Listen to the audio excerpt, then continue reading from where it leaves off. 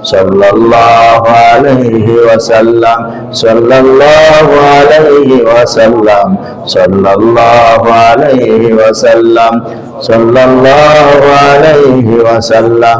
Astaghfirullah, astaghfirullah, astaghfirullah, astaghfirullah, astaghfirullah, astaghfirullah alladhi la ilaha illa huwal hayyul qayyum wa atubu ilayhi. La hawla wa la quwwata illa billahil aliyyil azim. La hawla wa la quwwata illa billahil aliyyil azim. La hawla wa la quwwata illa billahil aliyyil azim. দোয়া করি আমরা নিজেদের জন্য, উম্মার জন্য, দেশের জন্য, জাতির জন্য। আল্লাহ তাআলা আমাদের উপর শান্তি নাযিল করেন, সমস্ত পেরেশানি থেকে হেফাজত করেন। এই দেশকে আল্লাহ তাআলা সমস্ত ষড়যন্ত্র থেকে আল্লাহ হেফাজত করেন। এই দেশকে আল্লাহ তাআলা ইসলাম কায়েমের জন্য কবুল করেন। এই দেশে যেন কোরআনী শাসন প্রতিষ্ঠিত হয়, আল্লাহ সেই তৌফিক দান করেন। সমস্ত মুসলমানদেরকে কোরআনী শাসন প্রতিষ্ঠার জন্য কাজ করার তৌফিক আল্লাহ আমাদের সবাইকে দান করেন। আল্লাহ আমাদেরকে মাফ করে দেন। দোয়া করি, আল্লাহুম্মা সাল্লি আলা মুহাম্মাদ ওয়া আলা আলি মুহাম্মাদ কামা সাল্লাইতা আলা ইব্রাহিম ওয়া আলা আলি ইব্রাহিম ইন্নাকা হামিদুম মাজিদ। আল্লাহুম্মা বারিক আলা মুহাম্মাদ ওয়া আলা আলি মুহাম্মাদ কামা বারাকতা আলা ইব্রাহিম ওয়া আলা আলি ইব্রাহিম إنك حميد مجيد. ربنا ظلمنا أنفسنا وإن لم تغفر لنا وترحمنا لنكونن من الخاسرين. ربنا آتنا في الدنيا حسنة وفي الآخرة حسنة وقنا عذاب النار. رب اغفر لي ولوالدي وللمؤمنين يوم يقوم الحساب. حسبنا الله ونعم الوكيل، نعم المولى ونعم النصير. اللهم اصلح عاقبتنا بالامور كلها واجرنا من خزي الدنيا وعذاب الاخره. اللهم واقعة كواقعة الوليد. اللهم نقنا من الذنوب كما ينقى الثوب الابيض من الدنس. اللهم باعد بيننا وبين خطايانا كما بعدت بين المشرق والمغرب. اے کریم ای জলজালাল আমরা গুনাহগার খতাকার সিয়াকার বান্দা, আপনার কোরআনের মহব্বত আর ভালোবাসা বুকে নিয়ে এতক্ষণ সময় কোরআনের কথাগুলো শুনে আপনার ওলিরা আমার সাথে আপনার কাছে হাত উঠেছে। আয় আল্লাহ মেহেরবানি করে আমাদের এই দোয়াকে কবুল করেন, আমাদের জিন্দেগির সমস্ত গুনাহকে মাফ করে দেন। আয় আল্লাহ আপনার হুকুম মানার তৌফিক দান করেন, আপনার নবীজির তরিকায় চলবার তৌফিক দান করেন। আয় আল্লাহ আমাদের হাতের গুনাহ, পায়ের গুনাহ, চোখের গুনাহ, অন্তরের গুনাহ, সমস্ত গুনাহ থেকে তওবা করতেছি। আল্লাহ আপনি আমাদের তওবাকে কবুল করেন। আয় আল্লাহ तमाम জগতের মুসলমানদেরকে মাফ করে দেন, অভাবগ্রস্ত মুসলমানের অভাব দূর করেন, বিপদগ্রস্ত মুসলমানকে বিপদ দূর করে দেন, অসুস্থ মুসলমানকে সুস্থ সেবা দান করেন, ঋণগ্রস্ত মুসলমানের ঋণ পরিশোধ করে দেন, নির্যাতিত মুসলমানদেরকে সাহায্য করেন। আয় করিম আপনাদের গুনাহগুলো মাফ করে দেন। আল্লাহ আপনাদের গুনাহগুলো মাফ করে দেন। আল্লাহ ছোট বড় কবিরা সগীরা শিরকি বেদাতি জানা অজানা ইচ্ছা অনিচ্ছা প্রকাশ্যে গোপনে যত গুনাহ আছে সব গুনাহ আপনি মাফ করে দেন। আল্লাহ আপনি আমাদের দ্বীনের জন্য কবুল আর মঞ্জুর করেন, দ্বীনের কাজগুলোকে সুন্দরভাবে করবার তৌফিক দান করেন, ইখলাস লিল্লাহিয়াতের মাধ্যমে আল্লাহ দ্বীনের কাজ করার তৌফিক আপনি দান করেন। আল্লাহ আমাদের মজমাকে কবুল করেন। আপনার ওলিরা আল্লাহ আপনার কালামের কথাগুলো শুনে আপনার কাছে জিকির আজকার করে, আপনার কাছে হাত উঠায় দোয়া করে। আল্লাহ কারো দোয়া ফিরিয়ে দিয়েন না, কাউকে বঞ্চিত করে দিয়েন না, সবার দোয়া কবুল করেন।